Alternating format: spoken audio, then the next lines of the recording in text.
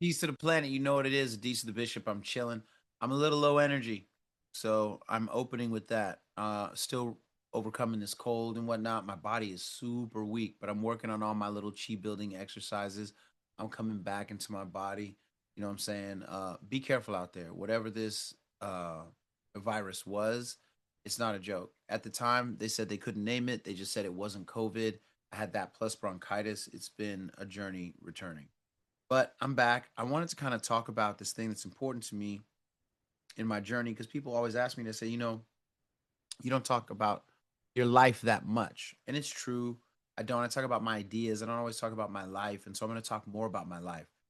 Most of that stuff is going to be behind the paywall. But this was something I was really happy about. And I think a lot of people don't know about it. And it was such a huge part of my life. And that was me teaching jujitsu, the chess and jujitsu program at Zaytuna College in Berkeley, California. Zaytuna College is the first accredited Islamic liberal arts college. And they have two campuses. One is kind of on the far side of the north side of the campus in Berkeley by UC Berkeley. I think it's in there. So this area they call Holy Hill. That's where the lower campus is.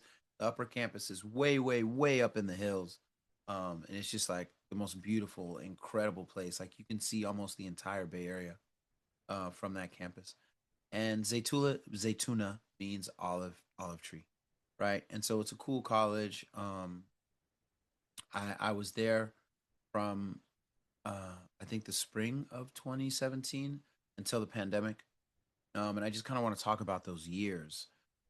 So I got to Zaytuna College through Imam Daoud Yassin, and he was the director of student life there, and they have these things called Sunnah sports. Sunnah are traditions of the Prophet Muhammad, and so um, anything the Prophet did, Sunni Muslims will follow suit.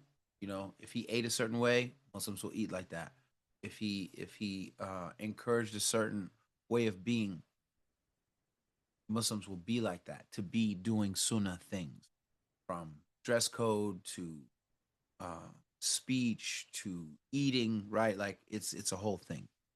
So they have sunnah sports, right, at this college, which Imam Dawud Yassin was putting together, right? The sunnah sports are what they call futua, prophetic sports. That's wrestling or jujitsu, right? Any grappling art, horseback riding, archery, and swimming. Okay. And so he was like, you can come in, we can get some mats, start trying to build this out. And it was really crazy. It was really fun. At the time, I was a purple belt when he first called me. And literally, like, I think 2 weeks after he called me, I got my brown belt from Gumby, right? I had been teaching my own team, the HHCF youth and adults team that I was running. And so I pretty much had the outline for this really built. So we started. Um, in the beginning, we would do classes in the early afternoon on the lower campus, and then when we moved to the upper campus, we started doing a thing from 6 to 8.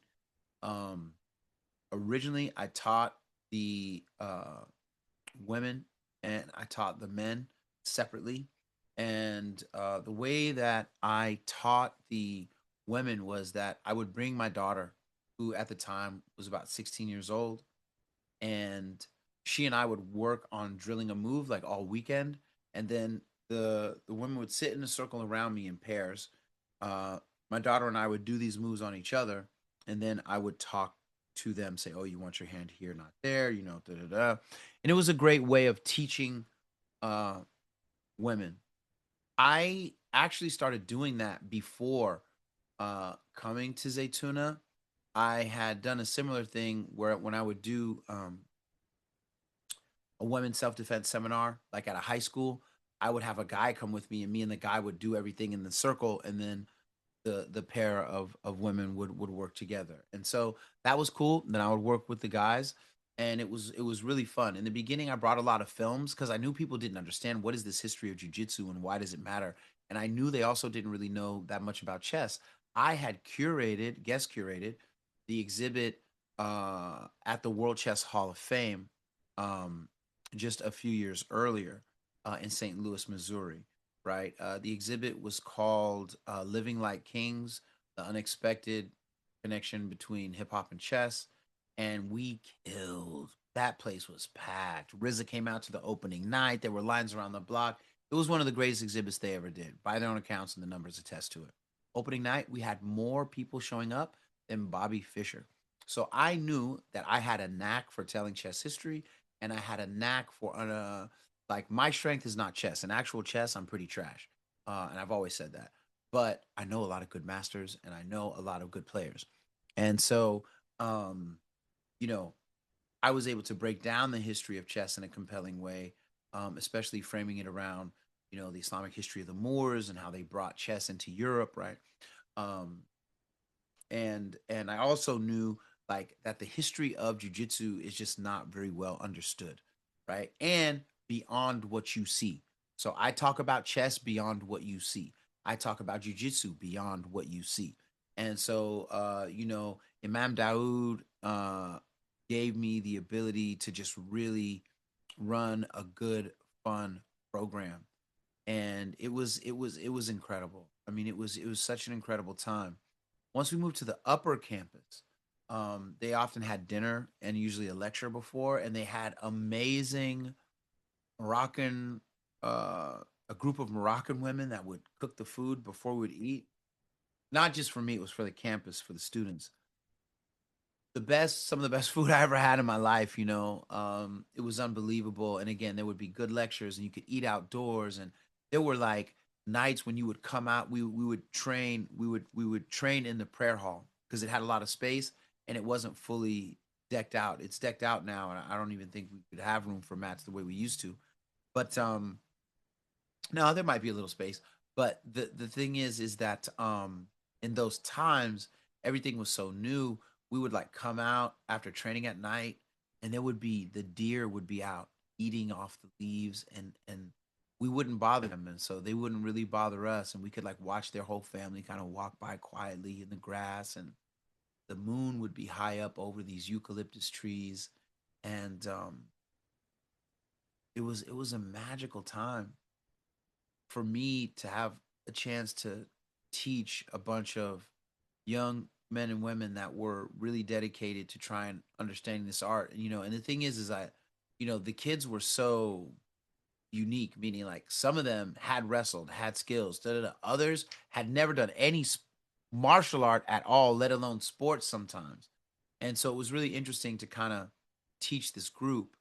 Um, and our group did really well.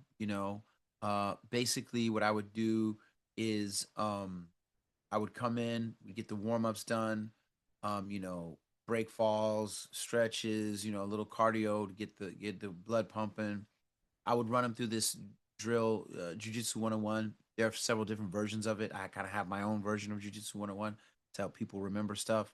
I'm often renaming things or giving things names because I can't I never knew the original name, or I needed to make up a name to remember what I'm doing. And so, I had a great time with the students. I had a great time with everybody there. Um and we had really hard roles, right? Really hard roles. I wanted people to feel it. But the thing is, I came from Mountain View, man. We had crazy Mountain View was just like a meat grinder. It was a human meat grinder. And if you couldn't make it, you couldn't make it. I struggled a little bit in this because I was trying to figure out how do I give you enough so that you really get the essence of it, but not so much that we're overdoing it, but not so little you don't understand what you're doing and why. So that was always frustrating for me. But that was just not even frustrating. It was an anxiety I had trying to teach these kids, but it wasn't really frustrating. And we did play chess often, almost every class. And we discussed chess pretty much almost every class. And so this idea is like I'm trying to get this synergy, right? Because many, many years ago, around 2006 or 7, I said, chess is jujitsu for the mind and jujitsu is chess for the body. Chess is jujitsu for the mind and jujitsu is chess for the body. So in order for me to really explain that, I had to show positions on the chessboard that correlated with positions on the mat and things like that.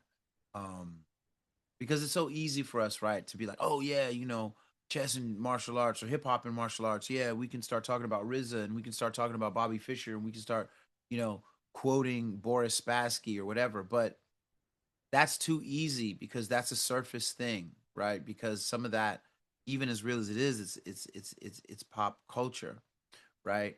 But like if you don't do both, you're never really gonna know. And you don't need to be a master of chess or jujitsu to really understand this fusion and apply it in your own life. But if you don't really do either, you're gonna struggle to really see it beyond the pop culture element that you're attracted to or that you think you know. And you know,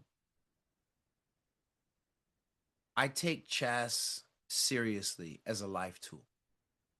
I don't really care about ratings. My rating is trash. I don't even know what it is. Um, but I'm not that good. Anybody who's played me can tell you. Um, in fact, there's a video from Saturday Night Live about this guy talking about chess and life, but he sucks. I think they made that about me. I can never prove it. It's probably my ego. But HHCF was killing at the time, and then this skit came out, and Keenan did it. I'm gonna see if I can add it to the. I really think that was about me, bro, because I'm so trash. I wasn't offended though. Shout out to Saturday Night Live. So, um, I would basically have these chess puzzles, and we would go through some technical themes, and then I have some variations of chess that I made up on my own. Now, when I'm saying that I made these up on my own, I'm telling you I made them up on my own, and that I don't know all these different chess variants because I don't know chess well enough in that way of all these different variants. Like there's bug house chess and there's a couple other variants of chess. And so I made these so that people could learn more about chess and life as a tool. Okay. So one thing we would do is I would set up a 5 minute game and then I would set up a 5 minute um clock for rolling. Yeah. Or maybe a 10 minute game in a 5 minute clock for. So um, they would play chess for 5 minutes. I hit it. They pause their games, go onto the mats, roll for 5 minutes. The bell rings, come back right in front of the game, play for 5 minutes. But now heart's breathing, head is pounding. You almost got strangled, or you did get strangled, or you did get armbarred, and you're whatever. 5 minutes back on the mat. 5 minutes back on the boards, and we would do that, and it was the funnest thing ever. Right? Because when you can't breathe and you're trying to get your mind right and you're close to checkmate, but you don't really have it, can you still see the board? So fun. And then I had this other way of playing chess that I call gangland chess. And um, I made this up really as an idea, a way to teach algebraic notation, right? Teaching kids. I was what was the name of that school? It was called Realm in Berkeley. It doesn't exist anymore. But I taught a chess and jujitsu class there at a high school. And basically I would get a hanging chessboard, right? And I would make the class into two teams. Okay. Left side of the room, right side of the room. And then those players would, it's even numbers. Let's say the number is 8. We have 8 players playing. So you go up, move 1, write the notation. Player 2 comes up, move 2, write the notation. Now these teams are legit teams, but it's like a gang, meaning like, yeah, they're against the gang, but then anybody can go rogue and move as they want. So they might say, we're going to do the Rui Lopez opening. After we castle the king, we're going to da-da-da-da, and then we're going to do that. Okay, got it. Yeah. But once the game is on, the person whose turn it is can move however they want. They can go rogue. I know we're doing Rui Lopez. I like this other thing. I'm going to put the bishop over here. because life is like that. People go rogue. And sometimes the rogue movement is the reason you win the game later, and sometimes it's how you die early, right? And so playing gangland chess was so fun. I encourage you to play gangland chess. The other type of variant that I made up is it's what I call Russian roulette chess, but now I also call it stoic chess. Russian roulette or stoic chess. In this variant, we were doing this mat thing, right? So it's 5 minutes on the mat or whatever, 5 minutes on the clock, or 10 minutes on the clock. Usually 10 or 5 minute games. Anyway, the difference is me and you start on the same board and we're playing the game, playing the game, playing the game. Boom. We go off to the mat. We roll on the mat, roll on the mat, roll on the mat. Boom. When we come back, everybody would switch one seat to the right. So now I'm not on the game I was playing. I'm on somebody else's game. And I have to move. And I have to keep going, da, da, da. Now, the person whose board you're on, he might have a great position. Or the person whose board you're on may have a horrible position. So why did I do this? Because I'm trying to teach my students that a lot of times in life, you are not in control of the situation you found yourself in. But more often than not, you have all of the tools and the training to do well and succeed. If you try, if you believe, and if you pay attention to everything that's there. And so the reason I call it Russian roulette is because inevitably someone will come across somebody who made a horrible mistake and be like, no, I can't win. And he might actually just have to take that L. But other times, he could have a horrible position, but because of their creativity, because of their innovation of the moment, because of their presence, they can take that position and turn it into a winning situation, right?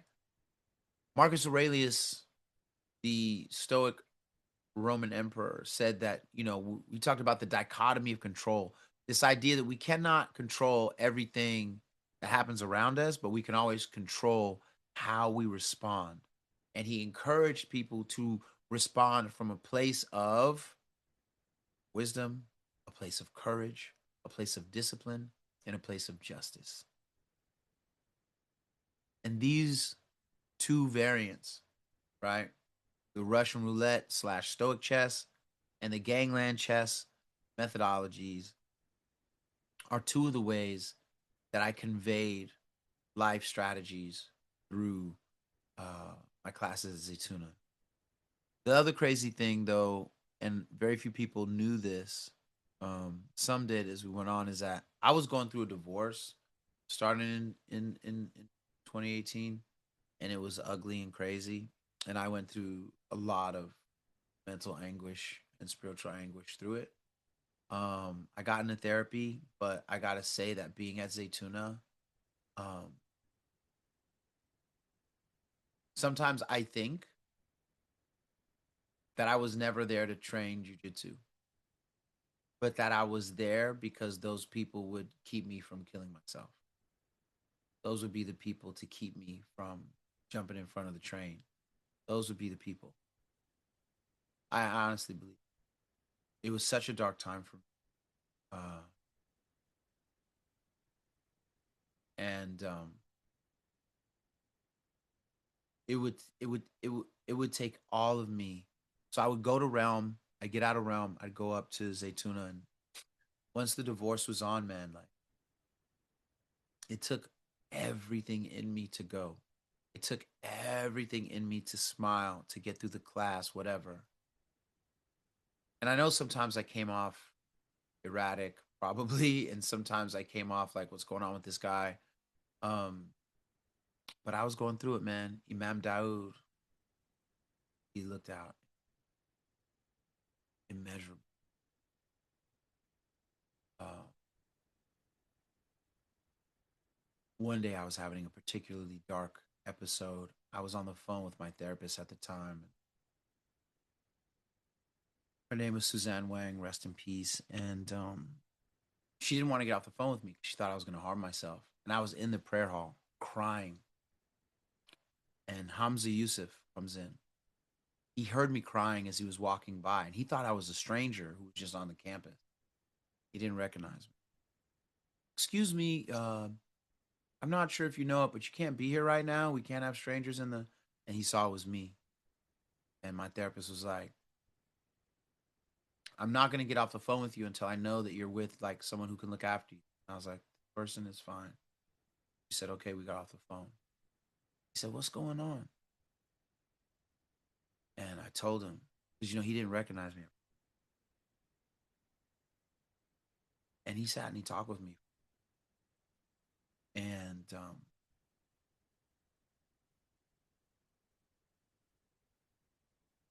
I don't want to tell you what he told me because I just won't do the scholarship he spoke. This, but got me to chill, got me to a higher place. And then he was like, okay, listen, I have to go now because unfortunately, a couple just gave birth and their baby passed away. Take care of them. And I remember I felt this second wave of grief because I felt like how insignificant my sorrow was. And he took time out, look out for me. I'm such a personal. Um, and so, my time there was nothing short of incredible. Um, I want to give some shout outs really quick.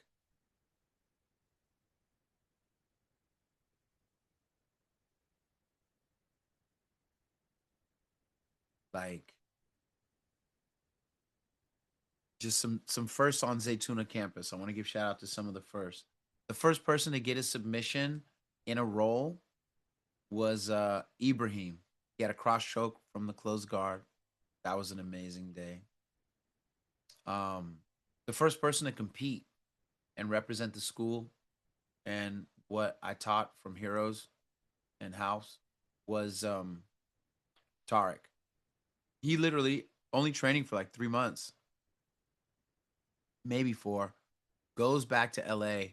Someone's like, hey, you do jujitsu? I heard there's a tournament. He goes and gets in this rando tournament, ends up going against a white belt who's bigger than him, finishes him, then goes against a blue belt who's bigger than him, finishes him.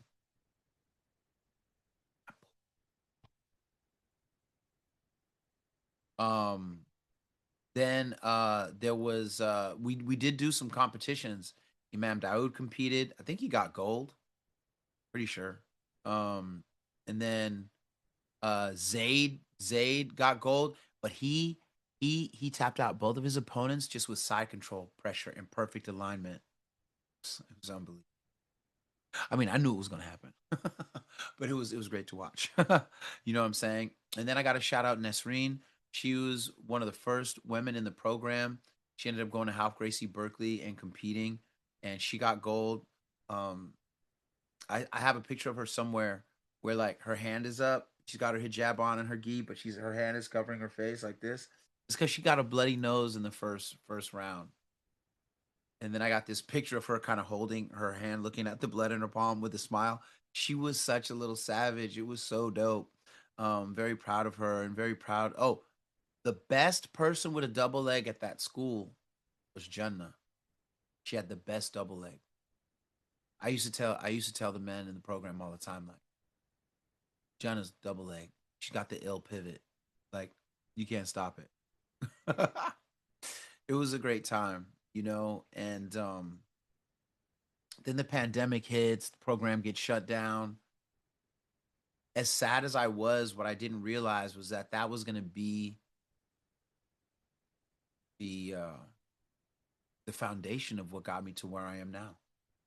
Like, it got me through, meaning it inspired me to keep pushing. But once the pandemic hit, I'd actually kind of quit because I had bad knees and I'm feeling old. And then Professor Stefan Zoll, who is a black belt under Ricardo Liborio, the legend, yes, that Ricardo Liborio, in London, um, we started talking. He connected me to some people in his life. I ended up going out there to the UK, Everything ends up going incredibly well. Next thing I know, I'm learning and teaching jiu-jitsu in Leeds in the UK. I started doing some seminars. I hooked up with some Muslims over there who were like, "Hey, would you talk to the kids about, your life in hip hop and what you do with jiu-jitsu and stuff like that?" I got to Bradford. I got to meet Mario Sukada from Liverpool, who is a Carlson Gracie black belt savage vet from the UFC. Incredible guy, bro. Incredible guy. Um, I got to teach at Mustafa Mount. I got to, have just so many heart opening friendships with Muslims and non Muslims alike. And I'm meeting amazing people, business people, martial arts people, uh, students of wisdom, you know, students of Stoic philosophy, students of Islam, students of Cicero, right? I'm learning a lot. And so much of what's happening to me and for me now is rooted in my years at Zaytuna. And I'll tell you something. Um, a few months ago, there was a tournament, and I saw this guy, and he didn't have a gi on. Oh, he had a gi on, but he didn't have anybody to kind of corner him. And I'm the type of person, if I see you by yourself, I'll be like, "Hey, do you care if I corner you?" You know what I'm saying? Help give somebody an edge. You know what I'm saying? I was getting ready to go corner this dude because I could see he was by himself. It looked like he was. And then they said, "Oh, so and so's on mat 7. I gotta go." So I ran off. So a few minutes later, I see that guy exiting. His head's kind of down. I didn't really know what happened. Maybe he was just thinking. I didn't know whether he won or he lost. I didn't know anything. And he walked out. And I was gonna kind of catch up with him, but I didn't because I had to deal with somebody who was about to go fight. And somebody I didn't know put their hand on me. There was a trail of guys walking behind this dude, this blue belt. And he says, "Hey, you're a Disa, right?" And I'm like, "Yeah." He says, "Hey, I want to tell you something." And I was like, "What's up?" He was like, "That guy," points to the dude I was looking at who's almost out the door now.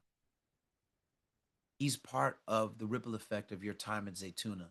And I just want you to know that a lot of people still there. They really appreciate your time and the impact that you had on that campus is still there." And it touched me so much. Um, and you know, when you do certain things in your life, you don't really know what is going to come of it. You don't really know if you're going to have any impact. You just know your intent. So I just want to say to everybody who was a part of my life at Zaytuna at that time, I'm very grateful. Um, and I may have given you guys some jujitsu, but what you gave me in terms of self esteem, in terms of reconnecting to my understanding of faith, in regards to my understanding of stoicism, um, one of the first people to quote, after I had that really bad time, I don't see Hamza for Sheikh Hamza for so long and like many months, lots of stuff. And one time I see him and he goes, "Hey, how are you doing?" I said, "Doing good, doing great, actually. Thank you. I really appreciate that day you looked out for me." The Stoics have a saying, and we looked at each other, and at the same time, we said, "Amor fati." He said, "Yeah." And that was a great moment. So I just want to say I am grateful to everybody who was a part of that team. I'm grateful to everybody who supported that team. I'm grateful to everybody who competed on that team, whether you won, lost, somewhere in the middle. I'm gonna try to put up. I competed as a brown belt. You'll see this match that I won. I did a 2 out of 3. I lost the other two on points. Um, and I also say that without any arrogance, like I didn't prepare for that tournament at all. I was so lost in the pain of my divorce that I just wanted to fight to feel alive. Sergio Silva called me. He's like, "Hey man, you want to do this thing, jiu-jitsu by the bay? I'll get you a super fight." I was like, "Yeah, what's up? I'm down." Um, and so I did like two of them. I usually just like lost on points or whatever. When I lost with a bad ref call, but I didn't care. Well, you'll see me fight and win right here in this clip, but it's not about the winning. It's really just about the fight because sometimes, man, that's all you got. All you have is the art you love and the moment that's in front of you. And for me, that's sufficient. It's sufficient. So, um, anyway, I hope this didn't bore you. I hope that you feel like you understand me a little better. Be back to the regular Stoic program quickly. All right. I'm going to have a guided meditation up tomorrow. So be on the lookout for that. Thank you for listening to Bishop Chronicles. Please subscribe and share. I'm telling you, stuff behind the paywall is lit. You ain't heard that talk from me at Harvard. I hadn't heard that talk from me at Harvard. You hadn't watched that video of me doing a lecture on Malcolm X at Lehigh talking about the Jacka and Detroit Red. Come on, man. Stop playing. I got more. I got interviews coming. I'm not even saying no names. I'm just gonna drop them and let you understand. But I'm telling you, please subscribe. Please consider giving a paid subscription because you can't get content like this nowhere else. Know what I mean, and then encourage one of your homies to paid subscription. I appreciate you. Stay blessed, stay stoic, and I'll see you soon.